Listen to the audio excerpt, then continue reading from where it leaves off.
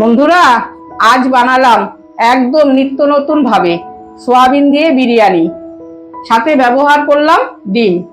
তাহলে চলুন আমি দেখিয়ে দিই আমি বিরিয়ানিটা কি করে বানালাম।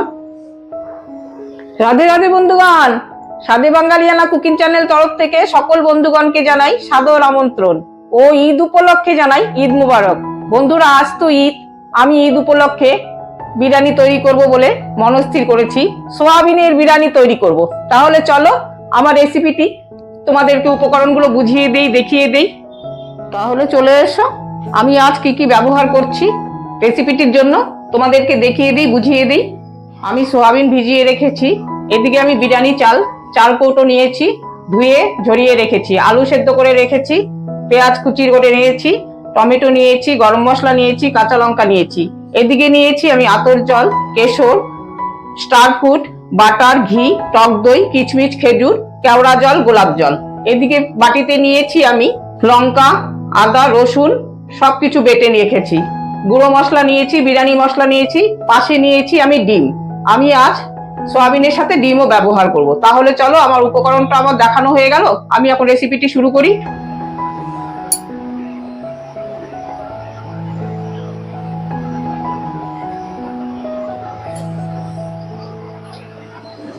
তাহলে বন্ধুরা, আমি আমার গ্যাসটা ধরিয়ে দিই। আমার জল গরম হয়ে গেছে, ছেড়ে দিলাম আমি গরম মশলাগুলো। এখন আমি ছেড়ে দেবো চাল।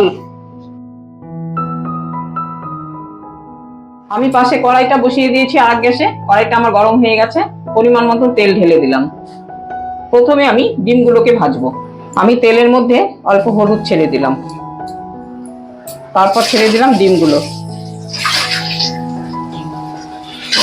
এদিকে আমি ভাতটা বসিয়েছি, ভাতটা নেড়ে দিলাম। কড়াই আমার তেল ছিল, ডিম ভাজার পর অল্প হলুদ ছেড়ে দিলাম। এখন আমি আলুগুলোকে ভেজে নেব, সেদ্ধ করে রেখেছিলাম।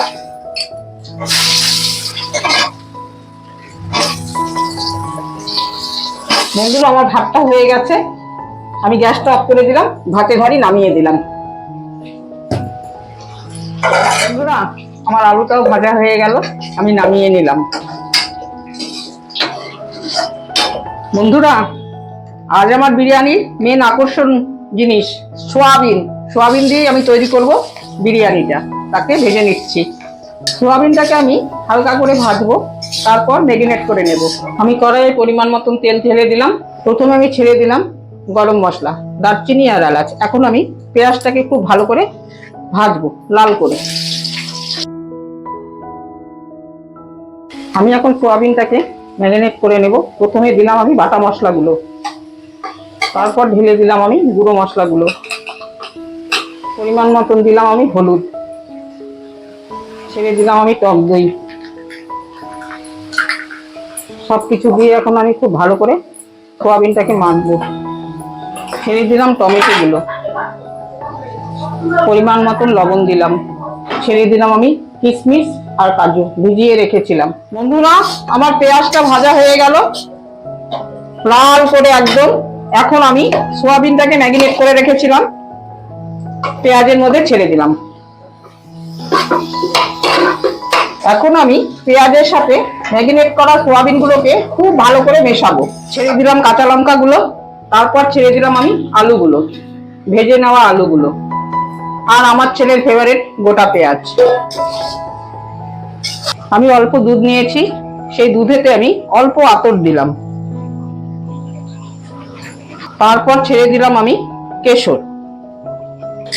এখন আমি গুলিয়ে নেব। তারপর ছেড়ে দিলাম আমি উপর দিয়ে ডিমগুলো। তারপর দিলাম আমি বাটার। এখন দিলাম আমি বিরিয়ানি মশলা উপর দিয়ে। বন্ধুরা, আমি গ্যাসটা বন্ধ করে দিলাম, আমার সবজিটা হয়ে গেছে। আমি ভাত অল্প উঠিয়ে নিয়েছি। প্রথমে আমি দিলাম স্টার ফ্রুট, তারপর দিলাম আমি কেওড়া জল, তারপর দিলাম আমি গোলাপ জল, তারপর ঢেলে দিলাম আমি অল্প ঘি। এখন আমি দেব সবজি।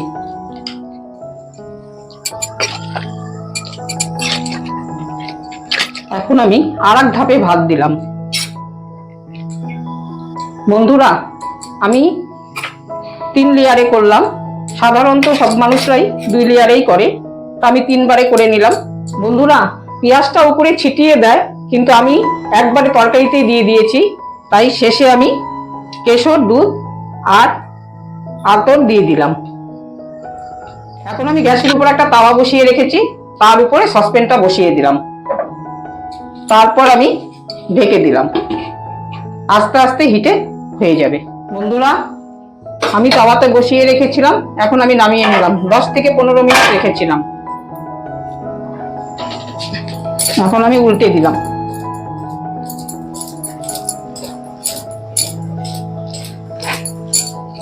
অসাধারণ গন্ধ, সোয়াবিনের বিরিয়ানি।